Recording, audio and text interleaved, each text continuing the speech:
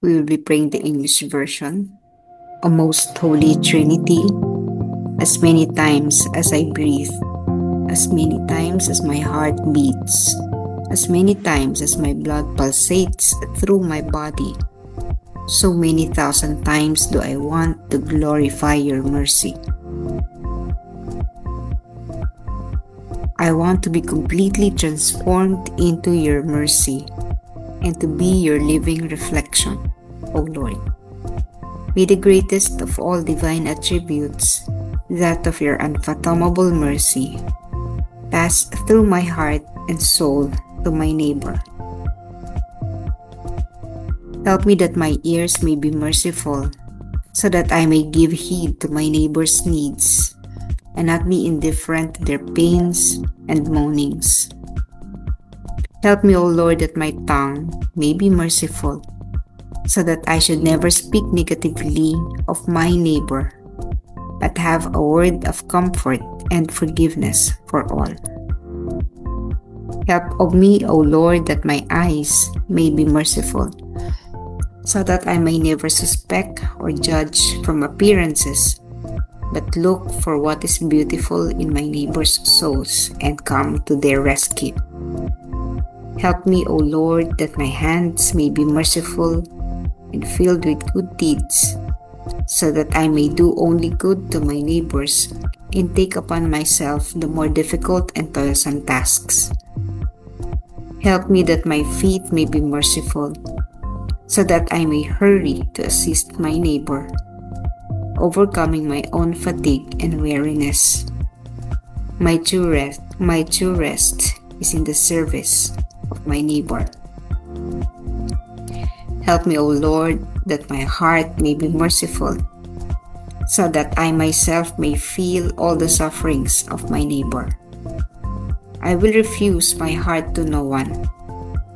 I will be sincere even with those who I know will abuse my kindness, and I will lock myself up in the most merciful heart of Jesus.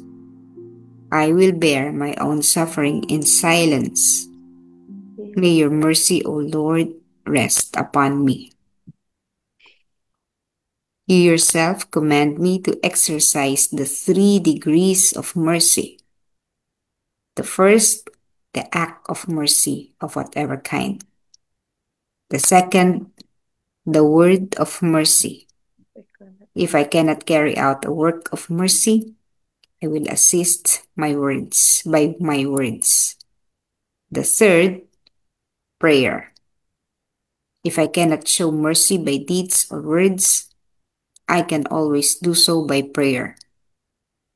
My prayer reaches out even there where I cannot reach out physically. Oh my Jesus, transform me into yourself, for you can do all things. That was the prayer written by Saint Faustina in her diary, and you can find it in diary entry number 163. Bakit yun ang pinili ko? So every day during the novena, we would pray that, pero Tagalog nga lang na eh. Panalangin sa pamamagitan ni Santa Faustina Kowalska. So this refers to all parts of the body to be used for merciful works. The eyes, the ears, the tongue, the hands, the feet, the heart, everything. Bakit yung buong katawan natin kailangan nating gamitin para sa gawa ng awa? So that we may be living according to the image of the Divine Mercy. So yung Divine Mercy kasi yun yung ating dinedebosyon. At ang banal na awa, unfathomable, inexhaustible ang kanyang awa. Hindi masusukat at lubhang napakalaki. Hindi mauubos kasi nga found, no? Bukal ng awa. So that all who would devote themselves to the Divine Mercy should reflect the merciful acts of Jesus Himself. Kasi yun ang susundan natin. And so in this time of trouble, in this time of difficulties, kabi-kabila yung nangyayari sa ating lipunan, sa ating kapaligiran, sa ating mga tahanan. How could you not afford to be merciful? Yung calamities natin, sunod-sunod. Previous to the earthquake in Cebu, bumagyo tayo. And ang ating mga kapatid sa Masbate, kung saan naglandfall ang bagyong Opong, was really very damaged. Bagsak din ang mga bahay. And prior to that, there was this big earthquake in Afghanistan. Marami ring namatay. Calamities, whether man-made or natural, are taking place. Ano yung man-made calamity na nangyayari ngayon? So yung man-made calamity, the biggest corruption and stealing of the public funds ever, yung flood control projects. At lumabas lahat ng project ng ating bansa, government projects, ng ating bansa, puro substandard, bihira yung sumunod sa standards. Ang sumusunod na lang yata sa standards ay yung mga contractor na galing sa ibang bansa. But local contractors, rig lahat yan ng controversies. Substandard, ghosts. And we realize that they have already stolen trillions of funds from the coffers sa ating pambansang yaman. Habang maraming mga kapwa natin Pilipino ang nagugutom, sinalanta, at nasasalanta, at naapektuhan ng kalamidad. Sa kabila ng kontrobersiya sa baha, pagnanakaw, kita mo ang daming mga kapatid natin natutulog sa kalsada. Walang maayos sa tirahan dahil nagiba ang mga tahanan. We could have used the money to rehabilitate these communities. Kayang-kaya nating magbigay. The government itself can actually release funds immediately for them. Meron kasi naka-standby. Although nagamit naman at ginagamit naman yung mga naka-standby na calamity fund. But we can actually make use of these other funds na dun pa sa mga government projects na hindi na naipatuloy ngayon.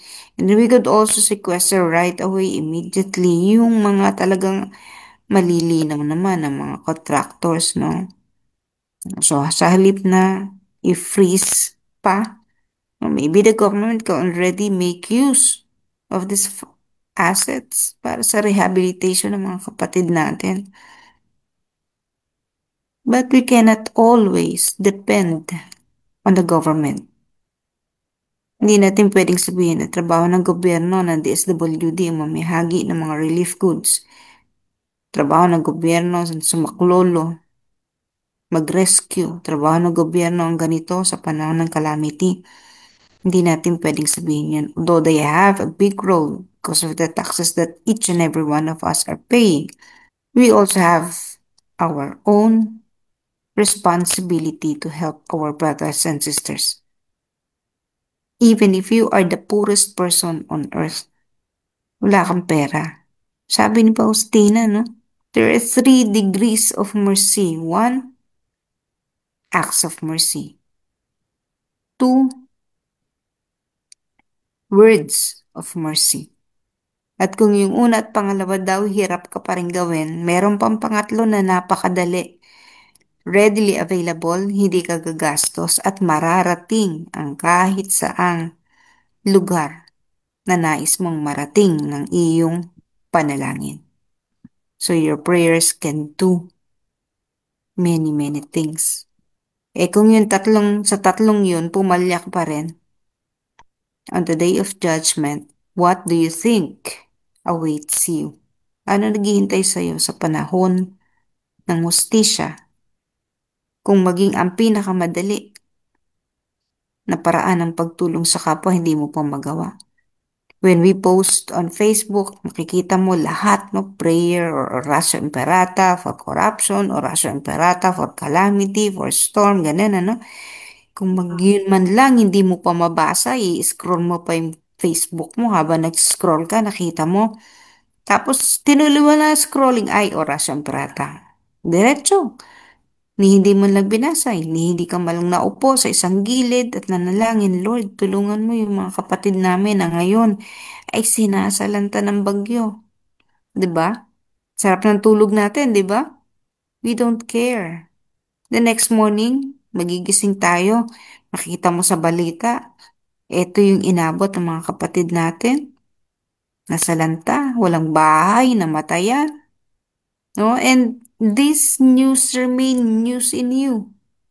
Mananatili lamang itong balita, may mga nasunugan. Nakita mo lang, ay kawawa naman ng mga taong ito. You would say to yourself, di ba? Kawawa naman, kawawa. So, walang silbi yung pagsasabi mo na kawawa naman. If you did not do anything, kahit man lang maipagdasal sila na napakadali na sanang gawin pero hindi mo pa nagawa. So, ano naghihintay sa'yo kapag sa'yo na dumating ang kalamidad? Don't expect that people will pray for you. Don't expect that people will be there for you to help you. Kasi nung panahon na silang nangangailangan, wala ka eh. And you waited for that thing to happen to you, edi mararanasan mo ngayon yung naranasan mo na kahit isang panalangin hindi mo nagawa para sa kapatid natin. But actually for me, you can always do your share. Hindi na lamang sa panalangin, kundi sa gawa. Acts of mercy. Meron tayong 7 corporal works of mercy. Kahit pa ikaw ang pinakamahirap na tao, you can do works of mercy. Kung paano yung isang, kung paano yung isang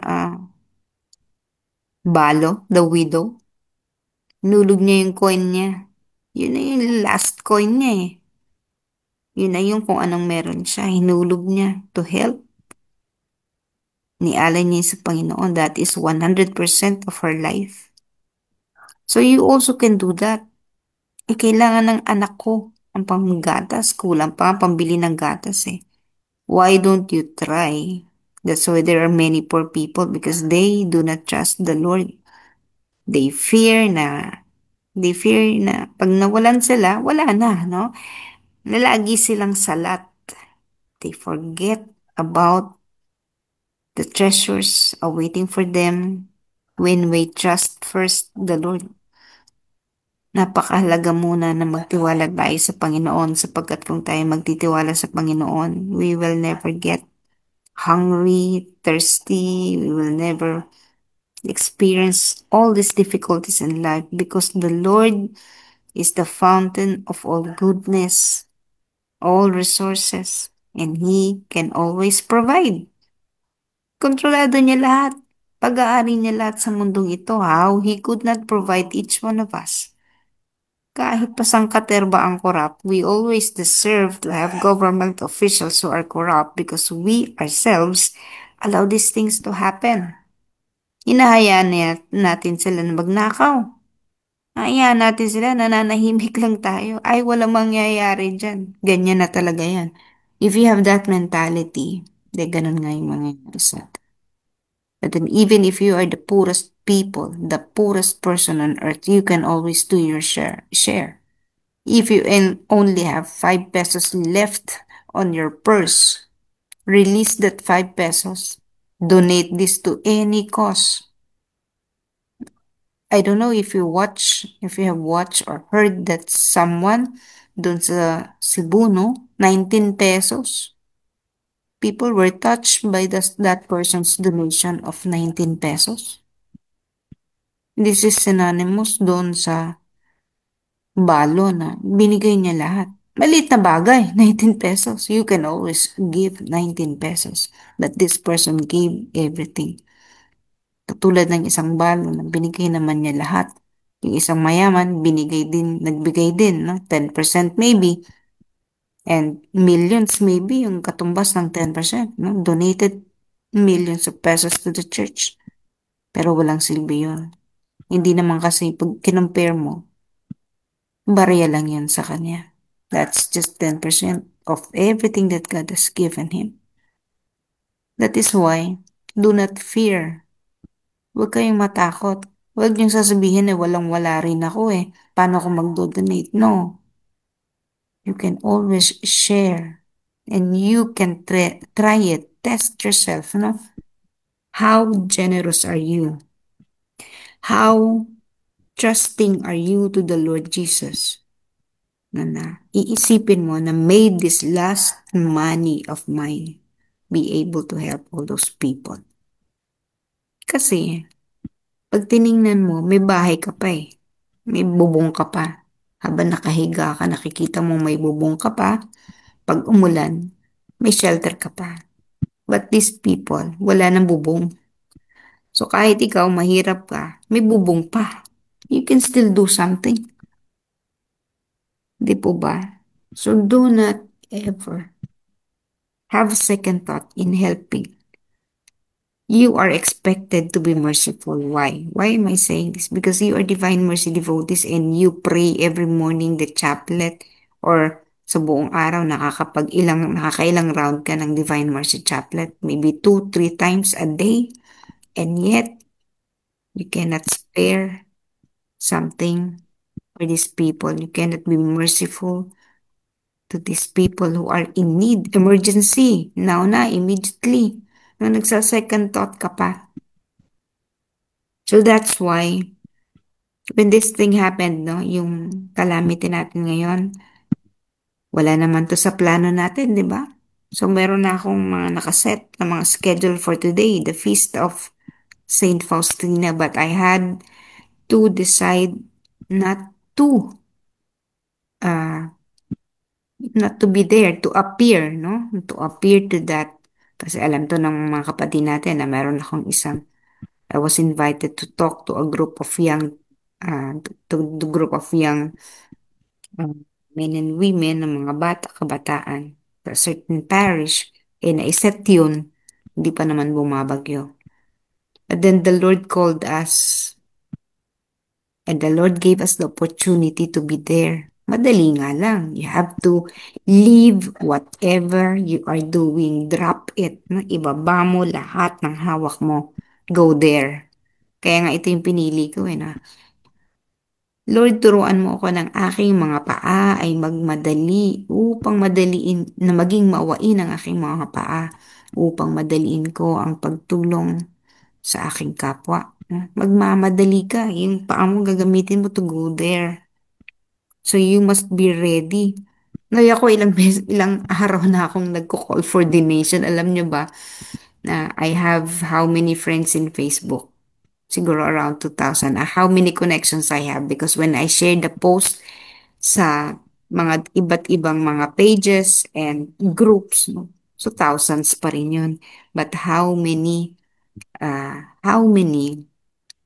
really stopped and say, I will be part of it? Konti lang po talaga. Not even 1%, not even 0.05%. Talagang konti lang. So sabi ko, there's really a problem. Dahil, how can they be so indifferent, no? Even my relatives, no? O, hindi ka ba magdodonate? Ay, wala akong pera eh. And I said, Uy, nung kayong nangailangan, you need hundreds and hundreds of thousands of pesos because na hospital no? Nag-bill. Many people help you, nakaraos kayo, no? Nakaraos kayo doon, pero ngayon na etong mga tao nangangailangan, hindi ka makapagbigay dahil sabihin mo, marami kang utang. Pero may pera ka pa, di ba? So, there's a challenge to each and every one for us. And on this feast of Saint Faustina, today is the feast of Saint Faustina. May you let go of what you have. I'm asking only for a few, for a token, no? Not everything. Hindi katulad nung widow. Binigay niya lahat. Alam ko marami pa kayo dyan. So please, try. to let go of that. Whatever you have, let go. Hindi na lang doon sa calamity-stricken area. No? Hindi na lang doon sa mga tao sa Cebu, sa Masbate, kahit hindi po doon.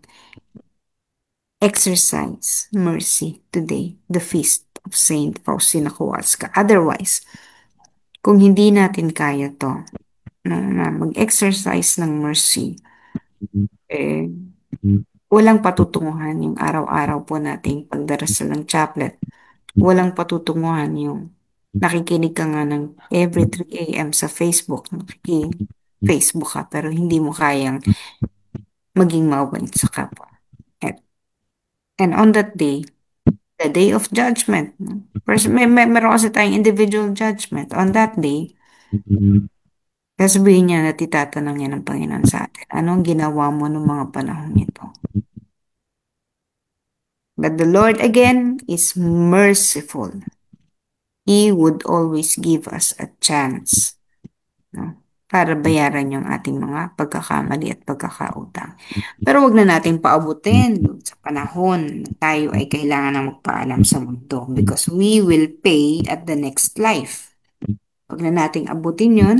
Ngayon pa lang, wala pa yung day of justice. Be merciful and may your mercy be based on justice. Katulad nung reflection last week doon sa The Hour of Three, sinasabi na when you do charitable works, you are paying your debt of justice. Lahat tayo may utang eh. Lahat tayo may kasalanan.